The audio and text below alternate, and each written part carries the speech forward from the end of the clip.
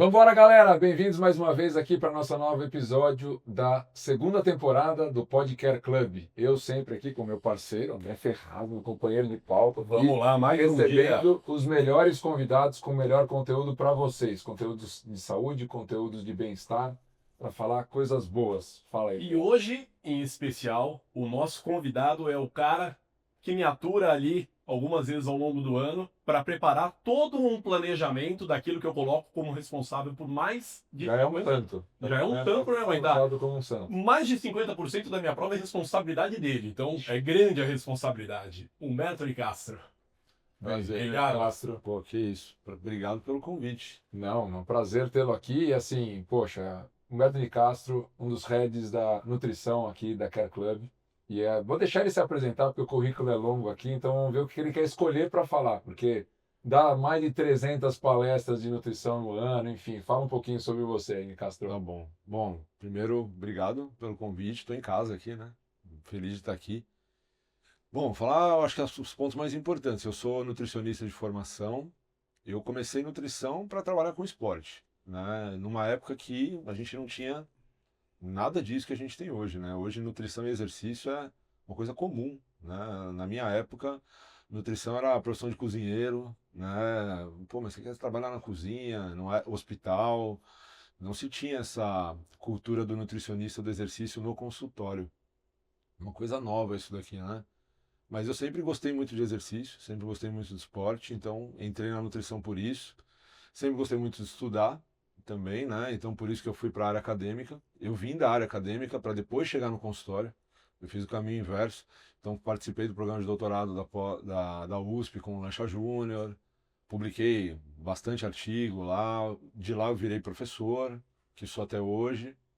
Dou aula em curso de pós-graduação pelo Brasil inteiro, como o Marquese falou até agora. E aí a indústria começou a me puxar, trabalho como consultor da indústria de suplementos também. E aí começou a vir um consultório depois, né? O consultório veio depois, até que em 2017 eu tive uma conversa aqui, nesse lugar aqui com o Gustavo, né? E o Gustavo me convidou para ser um head aqui. Só tinha essa Care na época, não tinha a outra unidade ainda. E ele me convidou para ser o head aqui da nutrição e aqui estou até hoje. Cara, história super legal. Então, e ele vai poder contar um pouquinho pra gente, porque como ele mesmo disse, na época que ele começou a nutrição, até o conhecimento científico era escasso, né? E com o passar do tempo a gente foi tendo tantas mais informações a respeito da crucialidade do funcionamento do trato gastrointestinal como um todo, de adaptabilidade a comidas diferentes, entendimento sobre comidas mais manipuladas, menos manipuladas, industrializadas, menos industrializadas. E esse conhecimento foi construindo, hoje em dia, isso é um mundo, né? O acesso à informação também ajudou, né? Hoje a gente populariza a informação muito mais fácil, né? Tem muita informação distorcida. Isso é normal, eu acho, de toda a área. A partir do momento que você abre para discussão e todo mundo pode falar um pouco daquilo, e a internet, a rede social é para isso. Você ir lá e dar o seu parecer, a sua opinião, sem ter um filtro acadêmico, científico ali, você verbaliza coisas que não necessariamente são verdade, né? Na minha época, por não ter essa liberdade, que é legal, né? Que tem hoje, a gente só precisa saber filtrar, a gente era muito restrito a artigo científico, a paper, e você tinha que ter acesso à internet ali no laboratório para conseguir pegar um artigo, estudar e tudo mais. Eu me lembro que quando eu saí do laboratório, terminando ali já meus trabalhos, para ir para pós-graduação para dar aula, imagina, eu fui dar aula na pós-graduação particular, né? Aí se você se depara com um monte de nutricionista de consultório, e eu zero consultório, na época ali, Totalmente acadêmico. 100%, e levando conceitos de artigo, eu me deparava com perguntas, tá, mas na prática, como é que isso se faz? E o pessoal tem uma dificuldade enorme de entender aquilo que eu falava enquanto ciência, e eu nem conseguindo imaginar um pouco das dores que eles viviam no consultório. Então, essa transição de teoria e prática, ela é importante, ela tem que ser feita de uma maneira muito cuidadosa, mas as duas coisas têm que andar juntas, né? Hoje, às vezes, a gente vê a prática falando muito mais alto, tudo bem, mas tem que ter ali um porquê que isso está acontecendo, da onde que veio isso, né? E uma capacidade de discernir o que é relevante e o que não é, né? Eu estava mesmo a última palestra que eu vi sua, você falando lá no Next, e a gente falou assim, te perguntavam as coisas e falava assim, olha, vamos levar para estudo que tem mais informações em humanos, que não é estudo de fase 1, de fase 2, que está uma informação que está vindo do camundongo, muitas vezes não pode ser extrapolada, e as pessoas querem, para se dizer à frente da ciência, Usar né, esse argumento, né? que é uma coisa muito fechada naquela metodologia, né? Então, quando a gente estuda dentro da academia, a gente vai aprendendo como se desenvolve um estudo e como também avaliar o estudo que está chegando aí numa revista científica, num congresso. E eu sinto as mesmas dores que você em relação à área da fisioterapia, né? Porque por muitos anos foi a prática, a prática. E aí quando se entra com a história da prática baseada em evidências, muitos dos fisioterapeutas que não se balizavam por isso, pô, não, calma lá, mas a minha prática clínica, Ah, cara, a primeira aula da minha residência, o meu orientador ali na época, cara, a sua prática e nada é a mesma coisa. Cara, é um impacto, né, para quem vem de um momento que você olha muito para isso.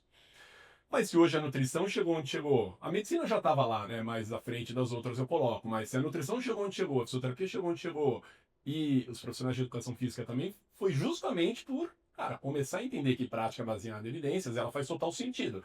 Só que também não adianta ter só a evidência e claro. não saber a aplicabilidade disso no dia a dia, no consultório, seja onde for. Porque se você começa com as coisas muito empíricas, aí você começa a ver, pô, nas minhas provas de ultramaratona, bicho, você vê de cada coisa.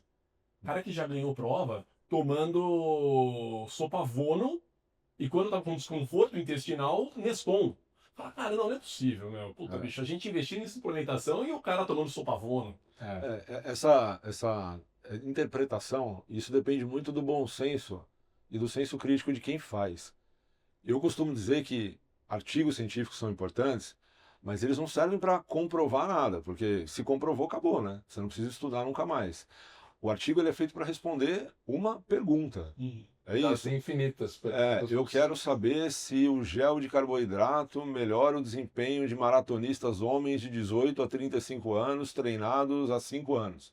É uma pergunta isso, tem uma validade interna e uma validade externa isso. Aí vai o profissional pegar essa informação e com todo cuidado e com bom senso tentar aplicar isso na vida dos pacientes do consultório dele.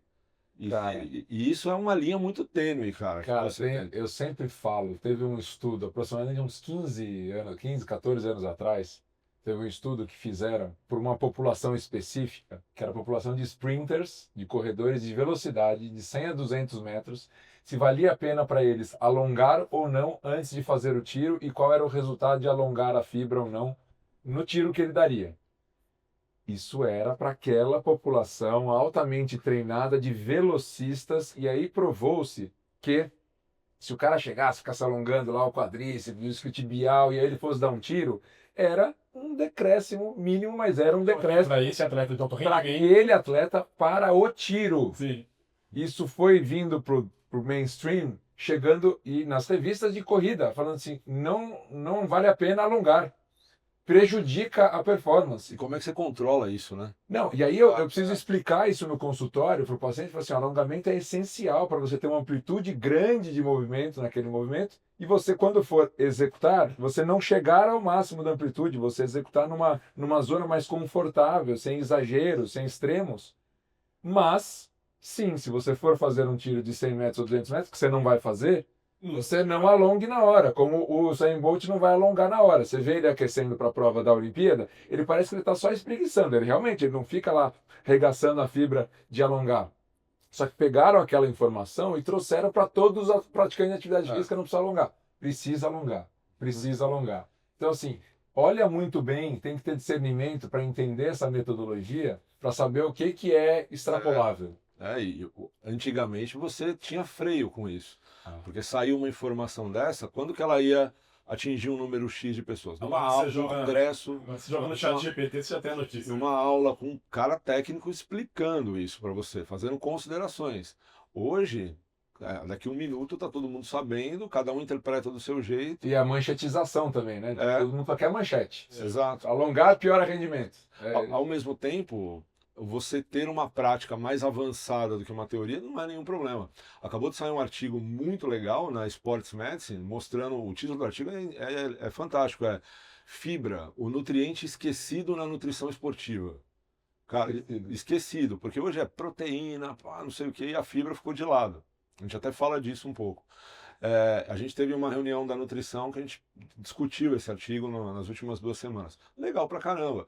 E ali claramente se diz no artigo, é tudo muito empírico, a gente tira a fibra do atleta, a gente não sabe nem por quê, mas virou um artigo legal. A prática alimenta a ciência também. Claro, claro. Mas é importante a gente ter o... Ela mastiga, né? Exato, Pergunta. claro, ter as duas coisas equilibradas, né? Falando nisso, uma coisa muito frequente que traz as pessoas ao nutricionista é a dieta da moda, né? E cada hora é uma, né? Acho que a Samuna vão criar uma que come espuma e fórmica e melhora rendimento esportivo.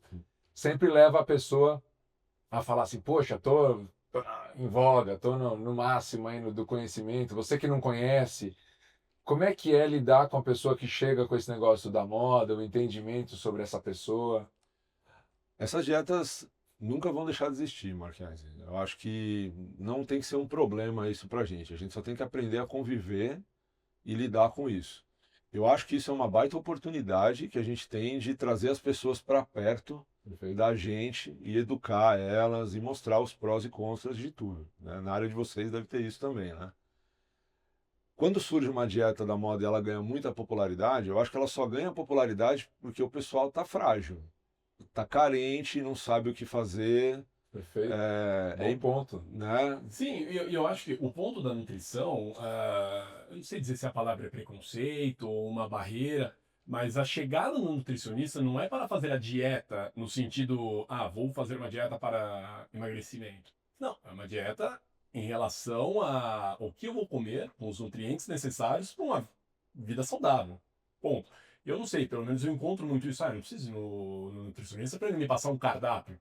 Tá, mas ele não vai te passar um cardápio, né? Ele não é um chefe de cozinha e muito menos vai editar alguma regra. Ele vai mostrar que dentro do seu perfil você precisa disso para alcançar os seus objetivos, né? E talvez essa barreira seja uma barreira que impeça, né, a chegada. E de novo, eu não sei se a palavra é preconceito da própria pessoa, mas a chegada até lá com um preconceito em relação ao que ele vai estudar. Obter daquilo, né?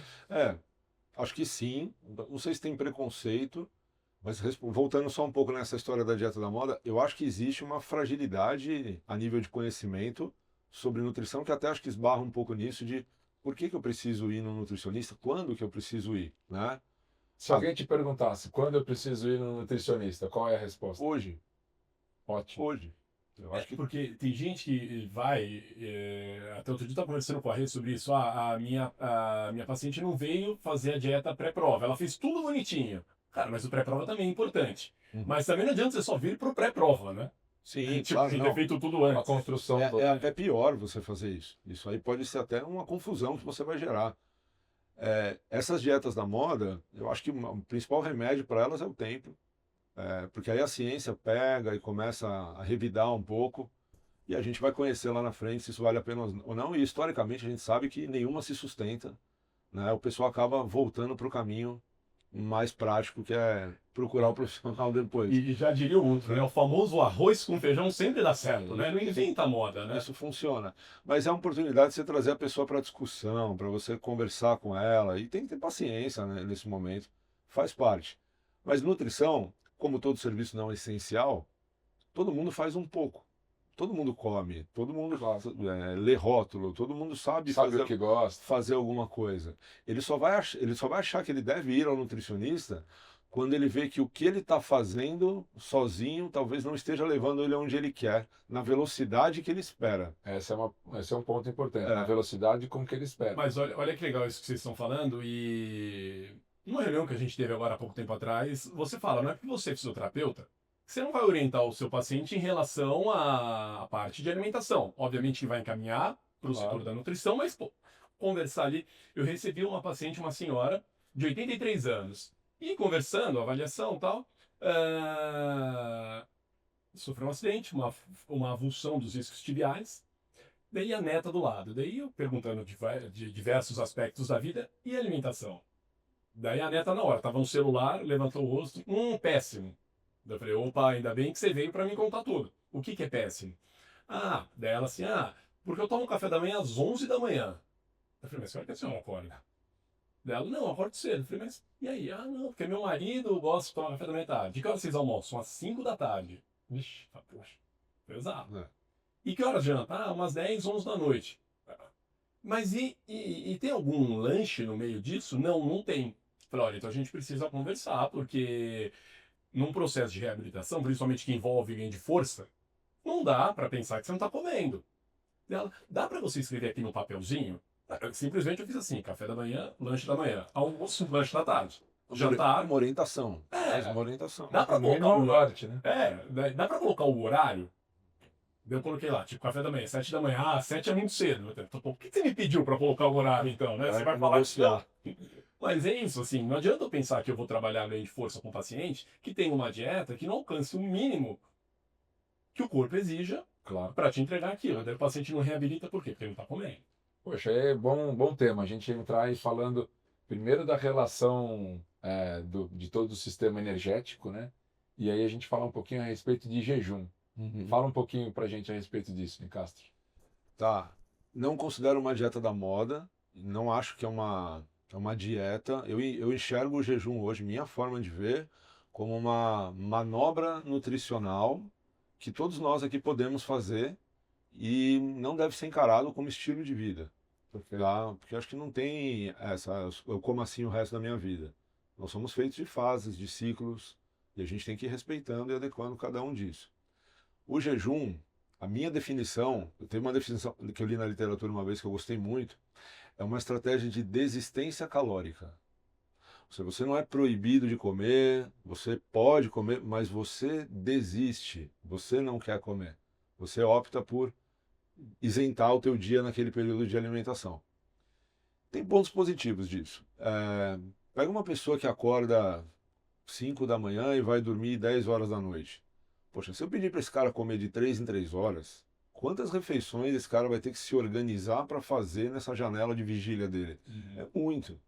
Talvez se eu encurtar um pouco e fazer uma janela mais curta, a gente pode chamar de jejum isso, vai ficar mais fácil do cara se organizar, ele não vai deixar de comer tudo que ele precisa. Originalmente, o jejum intermitente ele é uma dieta cetogênica. É uma dieta que estimula a formação de corpos cetônicos ali e que tem benefício para patologias relacionadas ao sistema nervoso central. Parkinson, Alzheimer, né? Essas doenças neurodegenerativas, elas se beneficiam muito, até casos de câncer, na parte oncológica também. Só que o pessoal tenta sempre achar um benefício ali um pouco mais próximo de si e começa a levar isso para o esporte, começa a levar isso para a estética. Eu costumo dizer o seguinte, eu nunca vi ninguém ganhar medalha na Olimpíada fazendo jejum. Bom ponto. Bom ponto. Quando eu ver, eu vou mudar de opinião. Então isso mostra que assim, a base energética da alimentação, comer, é o fundamental para o esporte, né? Saiu eu vi ontem ou anteontem, o Siban, 80 horas de jejum. Só que eu não sei qual foi que deu um BO aí no intestino dele, parece. Eu não vi a continuação do caso, mas o cara é hoje, atualmente, o principal fisiculturista do mundo. 80 horas de jejum. É um caso isolado, né? Num momento específico. Talvez, né? A gente não pode trazer isso para essa margem muito grande de pessoas. Tem os seus benefícios, né? Pessoas que têm desordens metabólicas, como por exemplo resistência à insulina, ácido úrico elevado, dislipidemias, hipertensão arterial, inflamação por questões metabólicas, quando você coloca essa pessoa em alguns dias de jejum, você rapidamente ajuda a normalizar um pouco dessas descompensações. Então a insulina reduz, você tende a ter um controle de saciedade até um pouco melhor, mas não precisa ser uma coisa diária, de todos os dias, nem para todo mundo. Tem que ter indicação clínica, assertiva naquilo, né? 2 dias por semana, talvez seja um ponto recomendado. Pessoas que têm dificuldade de se organizar no final de semana.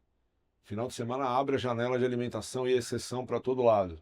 Poxa, então ao invés do cara fazer dieta no final de semana, é mais fácil eu falar para ele que horas ele começa a comer e que horas ele para de comer. Tem limite? E eu consigo. A gente tem algumas modalidades de jejum. Tem o jejum de 12 horas, que esse é o que surte menos impacto, que seria jantar às 8 da noite, tomar café às 8. A partir de 16 horas você começa a ter um impacto maior. Seria pular ou o período da manhã ou isentar o período da noite. O que dá mais resultado? O da noite. Por quê? Porque a gente erra mais à noite. A gente come pior à noite normalmente, é onde a gente se desorganiza mais. Simplesmente por Se isso. permite mais, né? Claro, claro. Indulgência total. E se você teve um dia ruim de alimentação, aonde você vai tentar compensar isso? É à noite. Então, se você organiza o dia e isenta a noite, provavelmente você vai ter um benefício maior por errar menos. Agora, na questão, por exemplo, construção, ganho de massa muscular, ganho de rendimento, é arriscado você fazer isso. Para dizer o mínimo, né? Para não dizer contraindicado, quase. Exatamente. Se você pensar que ganhos, você depende de ingestão, né, de dietas hiperproteicas, hipercalóricas, hiperglicídicas, com bastante carboidrato, não é? Você não tem que fechar uma conta, desculpa, você não tem que fechar a conta do dia, né? Então eu faço jejum e como tudo nessa janelinha. Não é assim que funciona, não é matemático. A questão do fracionamento, quando a gente está falando de ganhos, ela é muito importante. Então tem aplicação, não é para todo mundo, é mais clínico do que esportivo, né? É interessante, mas tem que ser tratado com cuidado. Cara, isso é um ponto. Como que nós fazemos a individualização de um perfil nutricional para uma pessoa? Chega uma pessoa que nunca passou, ou nunca nutricionista, ou que não passou na nutrição da Care Club, e precisa ser avaliada e organizada nesse sentido. Bom, se a pessoa vier na Nutrição da Care Club, ela vai ter um baita serviço de nutrição, porque eu vou fazer a propaganda aqui, né? Porque eu costumo dizer que nós não somos prescritores de dieta. Nós somos gestores de saúde. O nutricionista é um profissional que mais fala com o paciente ao longo da jornada dele, num ciclo, num cuidado. Porque simplesmente porque a pessoa come todo dia, em todos os lugares e várias vezes ao dia. Então, a gente é muito ativo na comunicação com as pessoas por isso. E é mesmo que eu sou prova viva, viu? Eu sei porque direto eu tenho contato com o Nicastro para saber como foi. Hoje ele me perguntou da prova, como se passou. Então isso é verdade. Então não é só estar vendendo esse Não, é verdade. Chancela. Todo mundo que está assistindo, que é paciente da Care, sabe que isso é uma coisa que a gente preza muito. Eu tenho uma definição que eu trouxe para cá, e eu falava para o Gustavo, e a gente implementou isso como ideologia, que nutrição não é serviço de consultório. Nutrição é serviço de pós-consulta. Porque ninguém vem aqui comer. As pessoas vão comer fora daqui. Então não adianta você entregar um papel e falar boa sorte e volta daqui a um mês, porque isso não vai funcionar. A gente tem que estar ativo com a pessoa ali, numa rotina, no celular dela, minimamente, uma vez por semana. A gente precisa falar. E aí a pessoa chegou aqui, como que você vai encarar essa pessoa e individualizar? O atendimento ele serve para a gente se conhecer, né? E aí a nutrição ela tem como papel fundamental conhecer um pouco do histórico dessa pessoa, clínico e esportivo, né? A rotina, os hábitos dessa pessoa, as individualidades, as queixas que ela tem, fazer uma boa avaliação morfológica, que é a composição corporal, o exame bioquímico. É uma primeira consulta que a gente tenta, o máximo possível, ter informação dela. Às vezes não dá, às vezes isso fica para uma conversa depois, mas o mais importante a gente concentra ali. E aí, com base nisso, é um quebra-cabeça, que você começa a montar, baseado em preferências, objetivos, religião, muitas vezes a gente se depara com isso, saúde financeira da pessoa. Afinal, às vezes ela sai daqui e tem uma lista de compras, a gente tem que ter um bom senso de falar, pô, ela já vai ter que voltar aqui, como é que a gente vai lidar com isso tudo? A dieta ela é uma ferramenta de gestão, né? As pessoas vêm aqui, Marques, achando que, e eu falo isso em consulta, eu falo, olha, a dieta não resolve a vida de ninguém, tá? Ela vai te ajudar, ela é uma ferramenta de gestão. Mas aí a pessoa começa a descobrir que para ela organizar a dieta dela, a alimentação, ela tem que dormir bem. Porque se ela não dorme bem, ela tem mais vontade de comer doce, ela tem mais vontade de comer besteira. Se ela não faz exercício, ela engaja muito menos com a alimentação em relação a quando ela engaja. Se ela tem uma dor no tendão, no ligamento, a última coisa que ela quer saber é de fazer dieta. Então eu tenho que perguntar na consulta se esse cara tem dor, se ele não tem, se ele dorme bem, se ele não dorme, se ele tem alguma queixa fora da nutrição, porque essas queixas fora impactam na adesão que a gente tem. Mas o que a gente tenta fazer é totalmente individualizado, cara. É totalmente. De acordo com os teus horários, de acordo com as suas demandas. E aí estão todas as ferramentas que a gente tem aqui na Care para ajudar a gente nisso. E quais são as ferramentas que você tem para analisar a fisiologia de cada um? Básico do básico é a gente ter um bom exame bioquímico, tá? Uma boa avaliação de composição corporal. E hoje a gente faz isso aqui de duas maneiras. A gente faz antropometria e bioimpedância. Quando possível, a gente até pede exame externo, fora daqui. A gente tem a calorimetria indireta aqui Conta dentro. para o pessoal que aquela calorimetria É muito legal e eu acho que todo mundo deveria se submeter a isso uma vez ao ano, pelo menos, tá? A calorimetria, deixando bem fácil de entender, é um exame que mostra quanto que você que está assistindo a gente gasta de caloria para viver, parado, para respirar, em repouso. Carlos Basal. Igual nós estamos agora aqui, sem contar as atividades do dia a dia que você exerce. Eu costumo dizer que a calorimetria ela é um GPS, porque ela leva a gente a ter uma rota muito assertiva na dieta. Então é um número, é uma troca respiratória que você faz. Então você vai ficar deitado, são 20 minutos de exame, repouso, não pode dormir. E ela vai medir a tua troca respiratória, oxigênio e gás carbônico. Com base nisso, ela vai falar: olha, o André gasta 2.000 calorias como um gasto de repouso dele aqui para viver. Aí eu vou acertar muito melhor meu planejamento dietético com ele. E é um detector de mentira. Porque, porque se a pessoa, por exemplo, quer perder peso e a gente está fazendo com base na calorimetria, ela volta, ela não perdeu, ela ganhou, ou seja, Enfim, algo que não está sendo cumprido. Porque emagrecer também nada mais é do que déficit calórico. balanço energético. Eu preciso Exato. ingerir menos do que eu gasto. Mas que não pode ser exagerado. Claro, não pode ser um déficit muito grande, senão você compromete massa magra, rendimento esportivo, saúde hormonal e tantas outras coisas. E a nossa calorimetria ela é muito legal porque ela mostra o quanto que você gasta parado de carboidrato e de gordura. Opa! Então, imagina que eu pego uma pessoa que fala: olha, eu tenho um metabolismo energético legal, mas o meu gasto de gordura parado, ele é muito baixo. Eu sou uma pessoa que gasta muito mais carboidrato parado e eu quero emagrecer. Isso ajuda a estruturar até como ele pode perder essa gordura na atividade física. Exato, é aí que eu ia chegar. Então, além da gente fazer um ajuste, é como se fosse você fazer uma analogia com um carro que é flex. Nós somos flex. Nós gastamos carboidrato, proteína e gordura. Se eu estou vendo que aquele carro, naquele momento, está usando mais gasolina, mas eu quero que ele use mais álcool, eu vou ter que mexer na engenharia daquele carro para que ele use outro combustível. É o que a gente faz aqui. A gente começa a mexer na dieta, mas aí eu preciso da ajuda do treino, eu preciso da ajuda do médico do esporte. A gente precisa de um trabalho integrativo, que é o que a gente faz muito bem aqui, para conseguir mexer nessa fisiologia. Ô Marques, eu gostei desse tema da parte energética, que me lembra uma coisa. Lembra que você está cansado. E quando você está cansado, o que você indica aqui pra gente? Cara, eu indico alguma coisa para te dar mais ânimo. Pra Te te botar para cima. De dar asas Para voar. pra voar. Vamos lá. Manda aqui Desce pra o gente. bar. Desce o balde. Olha aqui. Vamos lá. Red Bull Aí, geladinho. Geladinho, tá indo. Obrigado. Olha lá, edição especial. Especial Summer Edition aqui, ó. Maracujá e melão. Aqui, ó. Verdinho para você, as cores da Care Club. Verdade. Vamos Legal. provar aqui. Vou tomar que eu vou Fazer treinar um daqui a pouco. brinde. Ó, Aí. Saúde. saúde que te dê asas aí. Bom esse aqui, hein? Muito bom, hein? Gostoso. Muito bom. Valeu, Red Bull. Ó, apoiando a gente aqui, o podcast Care Club. Conta pra gente quando que um energético pode ser usado ou deve ser usado numa prescrição dietética e no entendimento de saúde da pessoa, na gestão de saúde da pessoa. Uma bebida estimulante, né? Pode ter açúcar, pode não ter. A base aqui é cafeína e taurina. São dois. A cafeína é um alcaloide, a taurina é um aminoácido. Quando se juntam, faz um efeito estimulante, né? Um bom pré-treino, né? Tomando cuidado só com a questão de ser gaseificado, né? Se a pessoa não está muito adaptada com isso, mas é um bom pré-treino. Para provas de longa duração, como o André faz, por exemplo, é um bom intra-treino. Também a gente pode usar como estimulante. Vou estar sempre no intra, né? São tantas horas É. fazer que eu tenho intra-treinos ao Pra longo vida. de horas. 60 horas é intravida.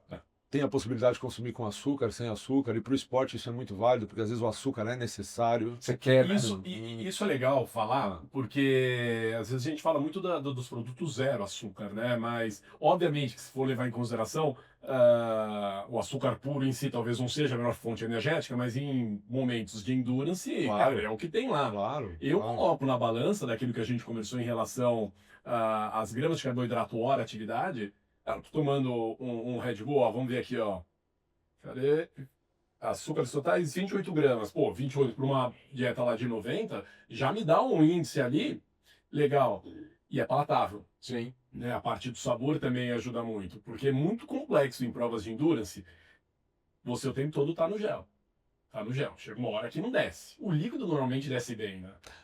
E ainda mais ultra endurance, que é o caso dele, cara, são dias, não são horas, né? São dias fazendo prova. Aí o nutricionista quebra a cabeça para colocar um intratreino ali que não enjoe, que seja rotativo, e essas alternativas são ótimas. Boa. Muito bom. Falei de gel. Eu acho que uma das principais dúvidas, hoje o mercado de suplementação é gigante, inclusive um agradecimento especial à Dux, um dos nossos patrocinadores, que, por sinal, tem géis maravilhosos a nível de sabor e qualidade de nutrição. Em Castro, hoje a gente tem diversos géis aí no mercado. Géis com componentes diferentes nutricionais. Qual é o melhor momento dentro de uma prova? Vamos colocar uma maratona para balizar, ou uma meia maratona? A prescrição de gel durante uma prova. Eu já ouvi gente falar a cada meia hora, 40 minutos, a cada 5 quilômetros, mas os 5 quilômetros do cara da elite é bem mais rápido do que os 5 quilômetros do cara do pelotão de trás. Como que você distribui isso? Eu vou ter que voltar um pouquinho na ciência ali e contar uma história rápida. Isso tudo evoluiu muito nos últimos anos. A ciência evoluiu muito no endurance, no intratreino, na questão carboidrato e intestino. Esse é um tema muito aquecido já há muito tempo. E a indústria conseguiu. Isso é um exemplo legal, que a ciência conseguiu se atualizar, dar novas evidências boas, e a indústria veio e aproveitou isso a seu favor. Isso é um exemplo bacana. Nós falávamos antigamente, lá na década de 90, até começo dos anos 2000, Eu não era nascido, não lembro disso. não, né? Eu estava começando. Que o intestino do ser humano, durante o esforço, ele conseguia absorver 1 grama de glicose por minuto. Então isso dá uma conta de 60 gramas de carboidrato por hora. Isso foi atualizado nessa gama de estudos que a gente teve sobre intestino. Hoje a gente sabe que você pode chegar até 120, que é o dobro. Qual que é a sacada? É você usar tipos de carboidratos diferentes. De mais fácil raciocínio. Não só a glicose, mas a glicose com a frutose. Tem canais ali no intestino que absorvem isso, né? Então, a partir dessa informação, poxa, podemos mais. Não é só até aqui. Não é à toa que o rendimento vai crescendo, crescendo. Você vê a régua das maratonas está cada vez mais forte, né? Começaram a surgir, e isso eu acho que não vai parar. Isso eu acho que é uma tendência forte para o próximo ano, essa atualização que a gente tem de géis e intratreinos. Sabendo disso, pô, aí o céu é o limite. Se eu posso 120, tá? Então eu vou trabalhar concentrações diferentes, aí eu ponho uma cafeína aqui, eu ponho um sódio ali, aminoácido lá, uma taurina também. Então hoje o gel, cara, é um mundo sem limite, assim. Você tem gel que você consegue montar estratégia de prova que até 5 anos atrás você não conseguia fazer isso. Qual que é a atualização principal que a gente tem? Antigamente os géis eram todos com 20, 25 gramas de carboidrato, aqueles géisinhos clássicos. Hoje tem gel de 40, tem gel de 50. Você vai falar, mas por quê que surgiu isso? Primeiro, porque a gente sabe que a gente pode mais. Segundo, porque cada vez mais as pessoas querem perder menos tempo. Claro. O cara vai para uma maratona de 4 horas, se ele for tomar um gel a cada 30, pô, se ele levar um de 40, ele reduz pela metade o gel dele. Tem que haver uma adaptação intestinal, um treinamento, por isso que nós estamos aqui, para montar todo esse ciclo junto com as pessoas. Mas hoje você não é mais refém de um gel de 20 gramas de carboidrato. Agora, por que de um modo geral, os pós, né, os intra-treinos, eles vêm com uma dosagem maior de carboidrato comparado aos géis? Porque ainda pensando nisso que você falou, tem já no mercado gel de 40, 50 gramas, mas a maioria tá lá, entre 18 e 25.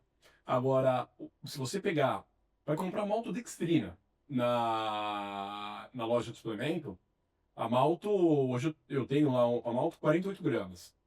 Eu tenho um pote lá de palatinose de 50 gramas. Daí se a gente vai para marcas específicas, marca X tem o intratreino com tantas gramas de carbo. Por que os pós eles têm mais carbo do que o próprio gel? É mais fácil. A ingestão. É mais fácil de você preparar um soluto e você colocar numa caramanhola, na bike. Aí eu tô falando de triatlon, ciclismo e ultra. E você ir hidratando, porque você já está fazendo tudo num só. Água, carboidrato, eletrólito, cafeína. do que você colocar tudo aquilo num pack de gel, que é a logística. Depende da logística. Sabe o que O jogador de futebol profissional consome o gel e água. Sim, mas sabe o que eu fiz a minha melhor maratona? O meu melhor tempo de maratona, eu peguei uma pitulinha de refrigerante, 200 ml, intratreino e água. Só que daí o que acontece? É um problema de você ter acostumado com isso, porque é doce, assim, absurdo, porque normalmente isso é feito para diluir em 500 ml de água, dependendo, até 700 ml de água. Eu diluí em 200. Tomei na largada. Daí fui separando lá os géis. Na meia maratona eu tomei outra. E aí fui tomando os géis até o final. Bicho, em nenhum momento da prova eu senti aquela oscilação de energia ou aquelas dores que a gente sabe que depois do quilômetro 30 começam a pegar, que muita gente acha que é dor muscular, mas a gente sabe que já é um desequilíbrio mais sistêmico do corpo. Só que é negócio, tem que estar preparado para tomar, né? Porque não é comum isso, né? E o gel, assim, o gel de carboidrato tem uma questão delicada, que é, vocês já tomaram gel, eu já tomei, todo mundo sabe, que é assim, uma coisa viscosa, concentrada, né? E não tem água ali dentro, né? Uma coisa é você fazer uma preparação com carboidrato em pó, que você está dando a água junto com o carboidrato, que é fundamental para absorver.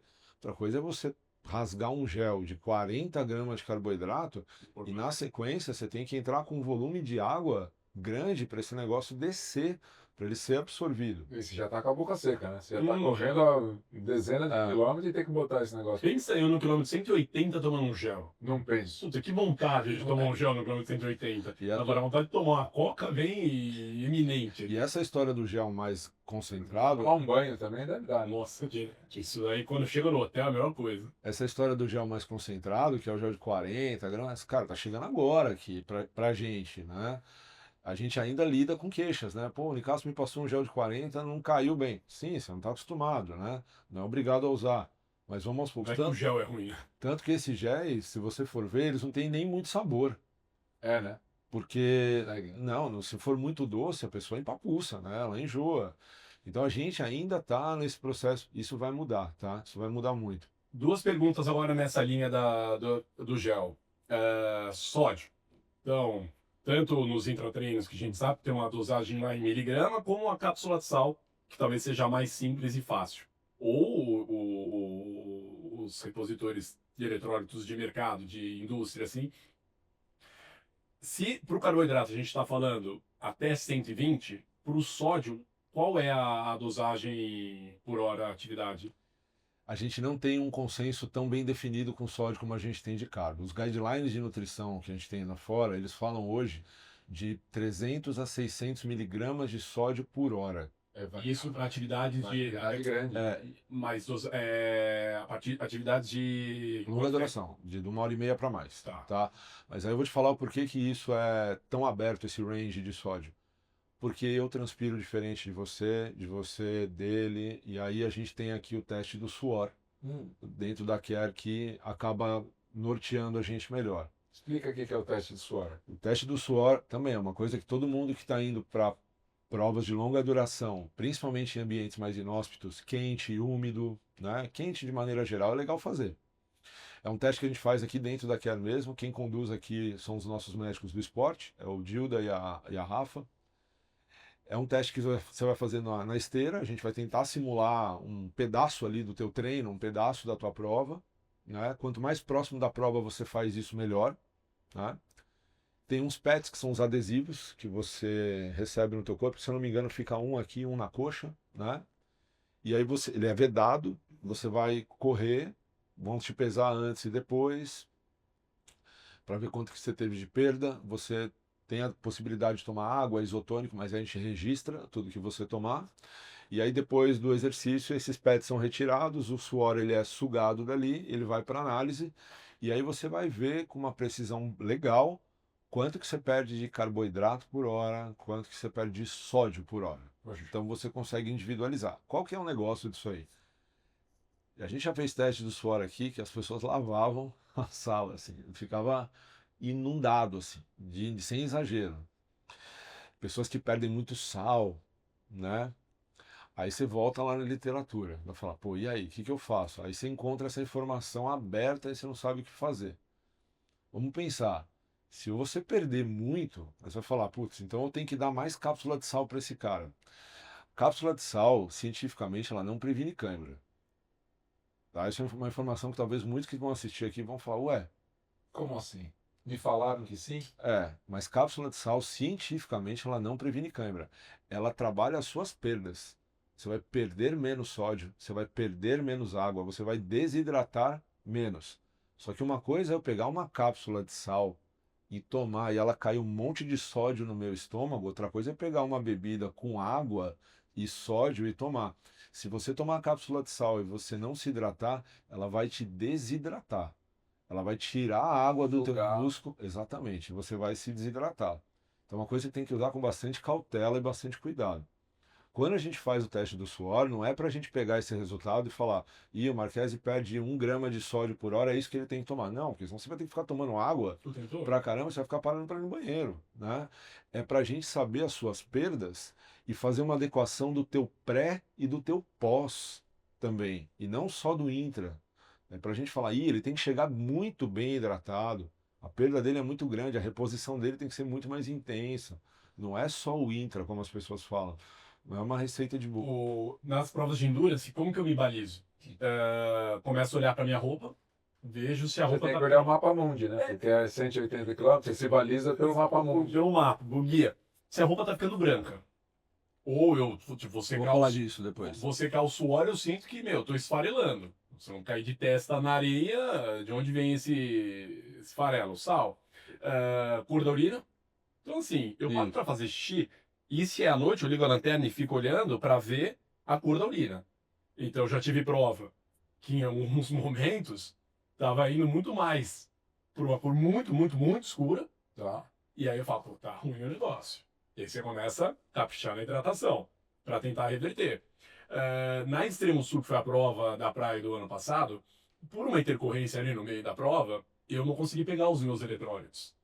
Beleza, já foi, não tenho o que fazer, beleza, vou embora. No dia seguinte, eu tinha o limite de 3 litros de líquido comigo, que era o que eu pegava numa base para outra. Cara, eu comecei a fazer xixi escuro, falei, meu, eu tô desidratado numa praia deserta aqui, que eu vou fazer, que eu não tenho o que fazer.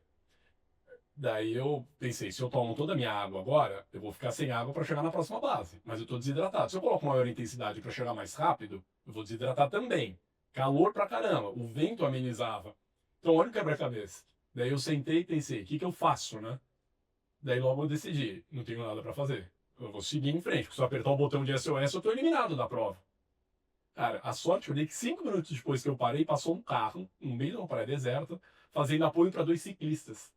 Meu, você tem água. Puta, me deu uma garrafa de água gelada. Mas que delícia que foi. Tomei, Que anjo. nossa, e tomei um leite condensado, daí eu voltei a atividade ali. Mas é um quebra-cabeça, né? A hidratação é a coisa mais negligenciada, tá? No exercício. As pessoas hoje esquecem da água, né? E tem uma observação importante para o pessoal que está assistindo, que é assim, essa que o André falou de você reparar que você está perdendo muito sal, ficar com a roupa branca e tal. Isso é só um indicativo que você perde muito sódio no suor, né? Você tem que se hidratar bem para perder menos. O que que isso pode causar? Isso é uma tensão que a gente tem grande. Quando a pessoa fala que ela termina um treino longo de sábado com sal, a primeira coisa que eu peço para ela prestar atenção é se ela não fica com craving por coisa salgada depois. E isso é muito comum de acontecer. A pessoa mesmo vai ficar buscando coisa salgada e ela não percebe. Eu só quero coisa salgada depois. Isso é muito comum. Isso interfere na dieta, porque isso gera deficiência de sódio. Isso é uma coisa que pouca gente fala. Mas, pô, se você perde muito sódio, não tem que dar só cápsula de sal para você. Você tem que ajustar o sódio da sua dieta também. Isso é um ponto bem interessante. E é legal. E assim, eu terminei uma prova, uma Bertioga Maresias, que daí é uma outra coisa que tem a ver com isso que você está falando agora. E as pessoas não sabem, às vezes elas vão tomar um Vonal, porque acham que estão enjoados, e não é o caso, não vai resolver tomar um Vonal, porque vem o enjoo junto.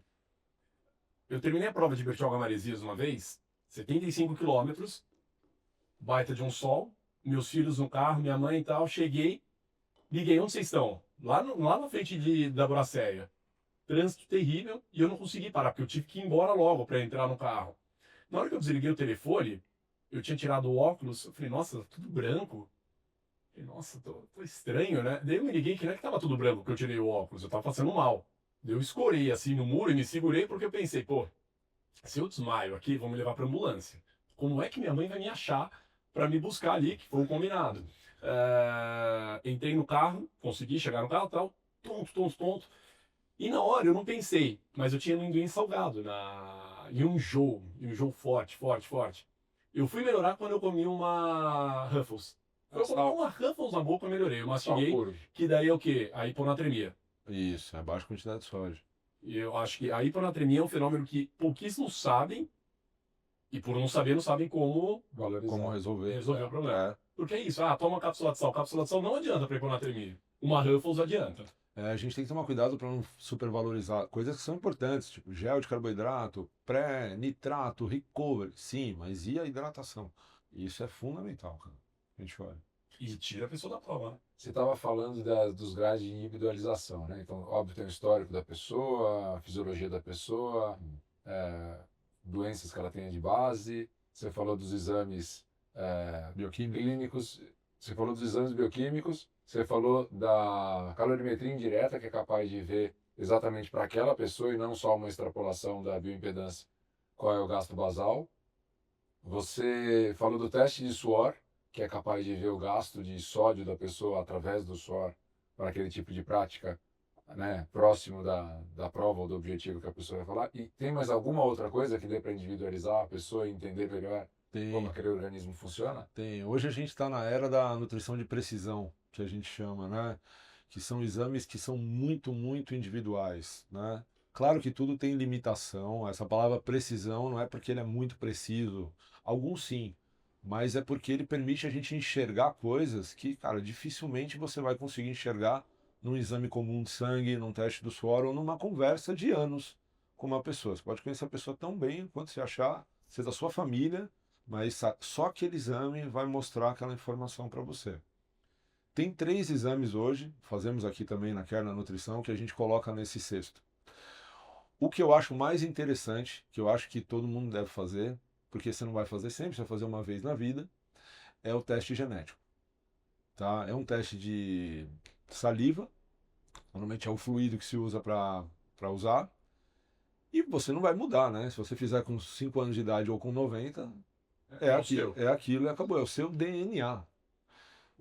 Para a nutrição, a interpretação que a gente dá é assim, como que o seu computador aí está programado para responder aos estímulos que você tem ao longo da vida, aos estímulos nutricionais. Genética não é destino, não quer dizer que a pessoa ter uma predisposição, ela vai desenvolver um problema ou uma aptidão.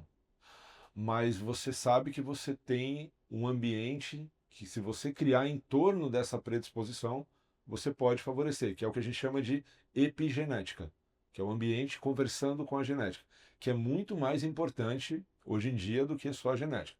Por exemplo, você pode ter um gene que a gente avalia nesse exame que chama FTO, que é o gene que é o maestro da obesidade, hoje em dia.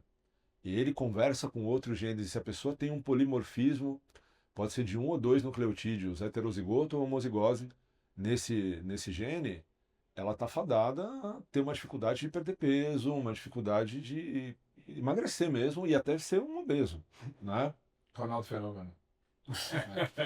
Isso quer dizer que ela não vai emagrecer? Não, não quer dizer. Mas quer dizer que se ela estiver inserida num ambiente obesogênico, com uma alimentação ruim, a casa dela, cara, muito provavelmente ela vai ter certas dificuldades, mas não é o destino dela desenvolver isso, né? Talvez sirva até de alerta para a pessoa tomar maior cuidado, né? Sim, sim, tem genes que a gente avalia dentro da nutrição hoje, que são genes comportamentais da alimentação. Então, tem genes, por exemplo, que caracterizam o beliscador, a pessoa que tem hábito de ficar beliscando toda hora. E é aquela pessoa que sofre, que fala, eu não consigo fazer dieta, porque eu tô toda hora querendo... E a gente fala, não, fique em paz, não se culpe, porque não é falta de esforço nem de vontade sua isso. Isso é a sua programação. Só que a gente vai trabalhar isso, a gente vai contra o sistema. A gente vai incluir um fracionamento legal, a gente vai incluir saciedade aqui, aqui, aqui. Você não pode ter nada que estimule você a beliscar. O potinho de amendoim aqui na frente fica o tempo todo. Se ela começar, ela não sabe parar. Organiza a tua gaveta do trabalho ali para não ter coisas que te levam a beliscar. Tem genes que mostram que a pessoa tem baixa capacidade de lidar com estresse. E aí, se essa pessoa tá num ambiente de estresse e tiver um doce aqui, ela vai, Isso ela que o vai Ricardo tá comer. falando é muito bom. Eu compro muita rapadurinha, bananinha, essas coisas pros treinos, porque eu uso isso em prova, então eu como e compro muito. Uma bomboniere perto de casa, cara, vou lá. E a moça perguntou: nossa, você compra muito isso, né? Falando que eu corro e tal. Só que tá em casa. Daí é engraçado. Hoje, por exemplo, eu desci pra tomar café da manhã, um plastiquinho ali. Aí depois minha mulher desceu, eu perguntei: deixa eu te perguntar uma coisa. Ela: o que foi? Passaram aqui, comeram um pouquinho dos meus suplementos pré-treino, intratreino. O que aconteceu? Ela: não sei. Não sabe, né? É isso, né? Tem um negócio Você disponível, come, cara, cara. você come. Você Você come. come, é complicado. Então, esse exame genético ele é um exame de longo prazo, né? Porque você vai colher informações ali da vida da pessoa. Não é que você vai dar uma dieta para ela que acabou. Não, você vai elencar prioridades ali, vai falar, olha, você tem uma predisposição a colesterol alto, você tem uma predisposição a ganhar peso, e tudo mais. A gente vai trabalhando isso numa jornada a partir de agora. E você vai construindo isso com ela com o tempo, até uma hora que ela se educa, obviamente, e ela vai te visitar com menos frequência. O que eu mais gosto, o que eu mais uso aqui, porque é o que a gente mais recebe queixa, é o exame de microbioma. É o exame de saúde intestinal. Esse é um exame de fezes, né? Você faz na sua casa mesmo, né? Você colhe um grãozinho de feijão das suas fezes, manda para análise e vai vir um sequenciamento genético de tudo que tem dentro do teu intestino. Bactéria, fungo, Rapadura. cara, Rapadura. deve aparecer lá, né? Obrigado, tudo que eu como. E os desequilíbrios que esse intestino tem. Então é muito comum a pessoa chegar, meu intestino não funciona, sai suplementando, tomando coisa. Quer ver um exemplo? Pessoa que tem um intestino ruim, a pior coisa que ela pode fazer agora é tomar probiótico. É o que ela não deve fazer. Se ela tem um desequilíbrio nas bactérias intestinais, Quer estimular aquilo.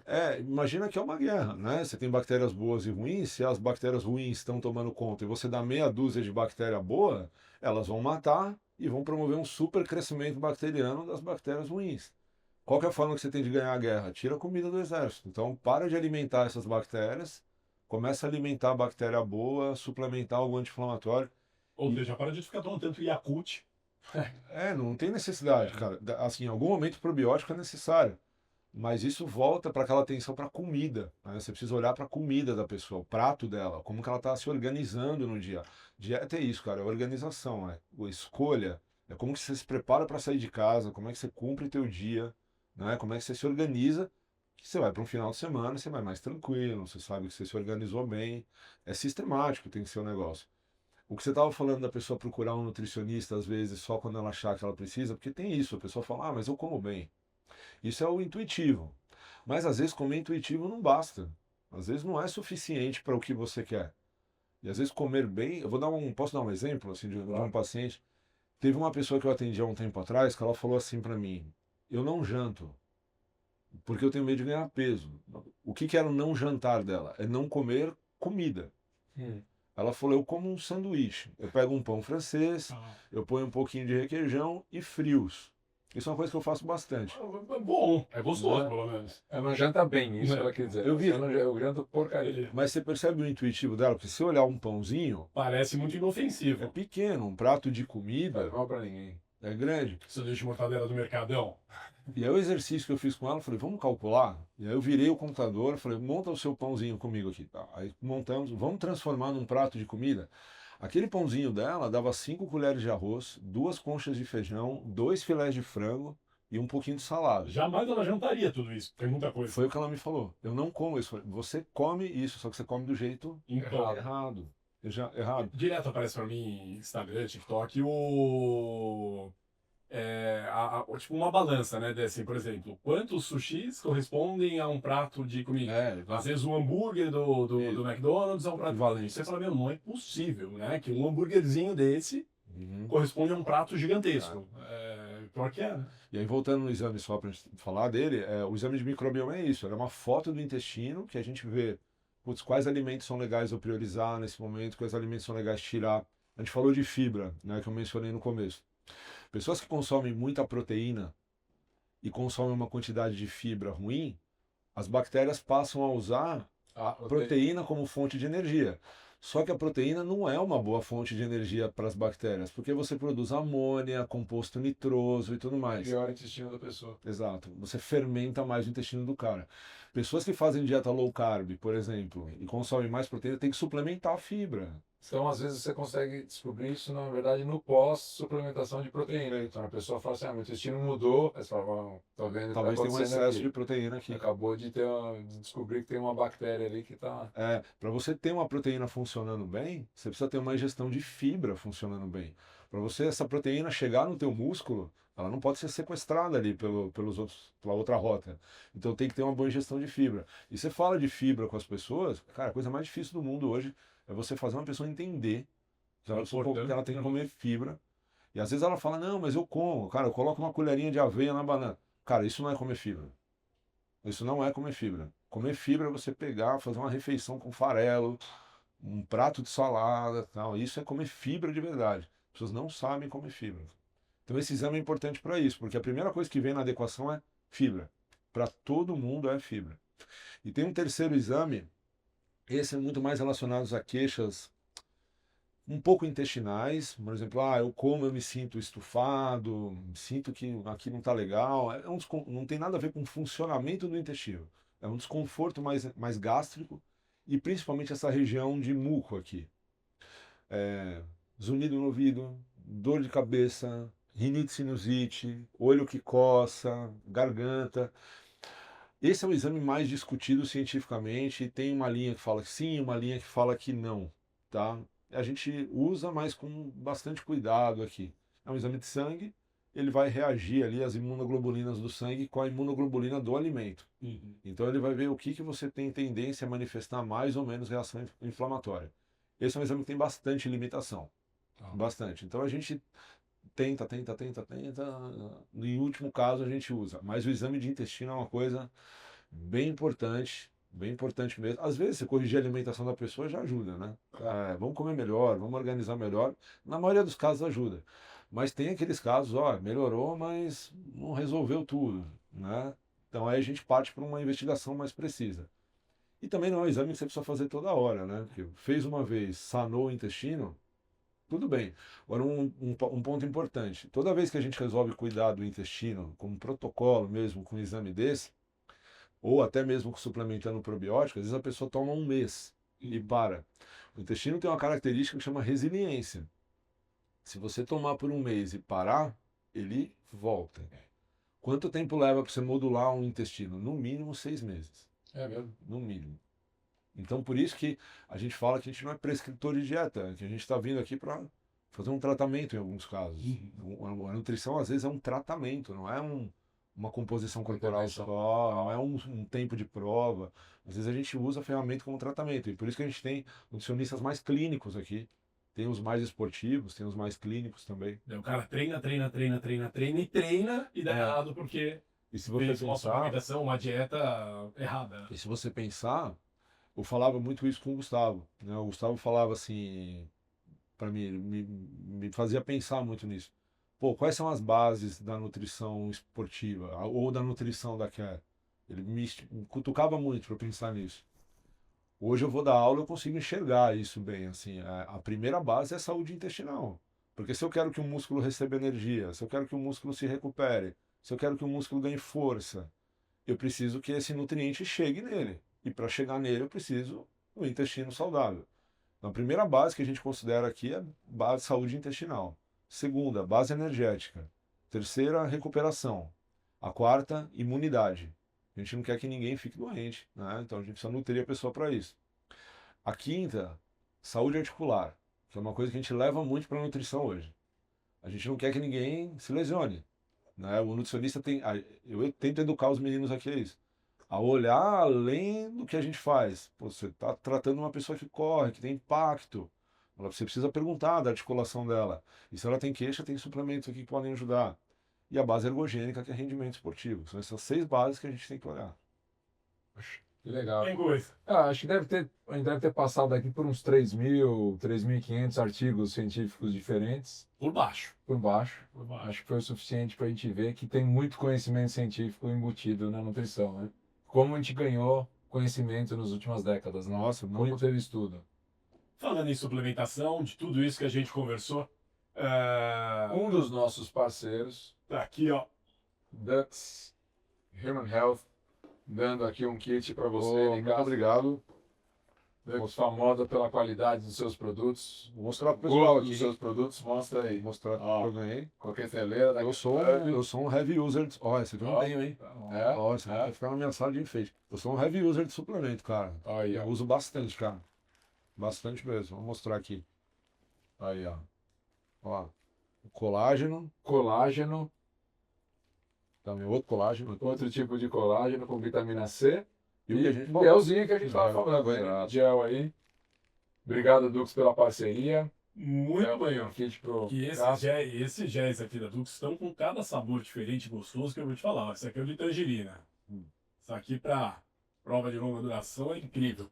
Bom, né? Muito bom. A gente estava falando de ser palatável, né? Tem que ser Uma questão palatável, é isso. essencial, e aí a Dux é famosa tanto pela qualidade dos seus produtos quanto E o pelo gosto. cuidado pelo gosto dos produtos. Cara, isso faz muita diferença. Ficar mais fácil. Tem muita gente que, sei lá, se uma década atrás, tinha muitos produtos que era difícil de ingerir, né? Sim. Porque o gosto era... E O cara sentia que ele estava ingerindo um medicamento. E Não, e agora ele ingere um negócio É. a gente gostoso. tá falando do gel, mas também as proteínas da Dux têm uma preocupação muito grande com a parte de sabor. Aqui, ó, até aparecendo agora aí na tela. Os sabores são maravilhosos. Então não tenho o que falar. Muito bom. Nicastro, deixa uma mensagem aí para os nossos ouvintes e telespectadores aí, falando um pouquinho do que você acredita que é o futuro da nutrição e futuro da nutrição esportiva aí nesses próximos anos. O que você acha que está em voga? Cara, eu gostaria muito que o futuro da nutrição fosse que as pessoas enxergassem como um serviço essencial na vida delas. Eu gostaria muito que as pessoas tivessem essa consciência de entender que a alimentação não é um hábito qualquer. É um hábito que pesa muito no seu dia, porque ele começa na hora que você acorda, ele termina na hora que você vai dormir, e você come em todo lugar, em casa, viajando, treinando, machucado, você só não come na hora que você está dormindo, né? Então o peso que a alimentação tem no teu dia é muito grande. Então, se você nunca teve a oportunidade de conversar com um nutricionista, nem que seja para ele dar uma visão da tua alimentação, uma orientação, uma guiada, eu sugiro que você faça esse investimento, porque é uma ferramenta de gestão da tua vida que vai te proporcionar muito benefício. Principalmente como o André falou, longevidade. Eu acho que eu acho que o futuro da nutrição seria a gente ser menos imediatista. E isso seria muito legal se a gente pudesse mudar. E eu acho que está mudando. Eu acho que isso vai mudar. E a gente conseguisse enxergar nessas coisas todas aqui, que é isso aqui que vai me promover mais saúde, que eu vou precisar menos de remédio, que eu vou ter mais independência, mais autonomia, eu vou conseguir me exercitar por mais tempo. É o meu combustível do dia a dia, né? E eu acho que isso está mudando, porque a gente está vendo que essa nova geração tem pontos ruins, mas também tem pontos bons. E um dos pontos bons é eles estão praticando esporte mais cedo, né? A gente vê isso no nosso cenário aqui, que é o endurance. Pô, a régua das maratonas para índice e tudo mais está cada vez mais difícil. Entre aspas, o bar da galera virou o encontro domingo de manhã para correr, as crews, né? Que eles estão criando por aí. Então eu acho que essa é uma galera que daqui a pouco está se preocupando mais com longevidade e menos com estética, menos com imediatismo. Acho que a minha geração é uma geração que não aprendeu isso, não aprendeu a viver a nutrição e longevidade. É mais o resultado, a estética, o rendimento e tudo mais. É agora. Eu acho que essa geração que está vindo aí vai ajudar a gente a trabalhar esse conceito da longevidade. É, mais o tiro curto e agora o pessoal está conseguindo enxergar o Eu acho que sim, eu acho que sim. Eu acho que sim, até porque eles fazem mais do que a gente fez na idade deles, né? Eu estava ouvindo uma entrevista do Marcos Paulo. O Marcos Paulo falava que hoje tem gente amador que treina muito mais do que atleta de alto rendimento dos anos 90. É. Então hoje eles têm volume e intensidade de treino muito maior. E se eles querem sustentar isso por muito tempo, Claro. eles vão ter que ter um cuidado com a saúde integrativa, né, como um todo. Muito bom. Que aula! Olha, O professor, né? Não tinha como ser Dava diferente. para ser diferente. Muito bom. Ó, queríamos agradecer aqui pela participação de vocês aqui assistindo nosso conteúdo, participação do Nicastro aqui contribuindo com a gente com muito conhecimento científico, explicando tudo pra gente, esmiuçando aqui coisas que a gente nem sonhava sobre como dá para individualizar cada um dos seres, ver o intestino da pessoa, ver o suor da pessoa, ver a genética da pessoa. Olha que legal. Aprendemos bastante aqui. Muito. E você que está assistindo aqui, ó, vai lá no sininho do YouTube, marca para ter um lembrete do episódio que em breve vai ao ar com todas essas informações e acompanha, que vem coisa boa por aí, né? Mais um episódio aqui do Podcast Club. Sempre bem-vindos aqui, voltem sempre. Marca aí embaixo para você saber quando saírem novos episódios. Sempre interessantíssimos, falando a respeito de saúde, esporte, bem-estar e longevidade com qualidade de vida. Kese, obrigado de novo. Monstro. Tudo bom? Obrigado. Castro, cara, Obrigado. você é demais. Valeu, Valeu. obrigado. Obrigado. Obrigado a todos, um grande abraço e até o próximo.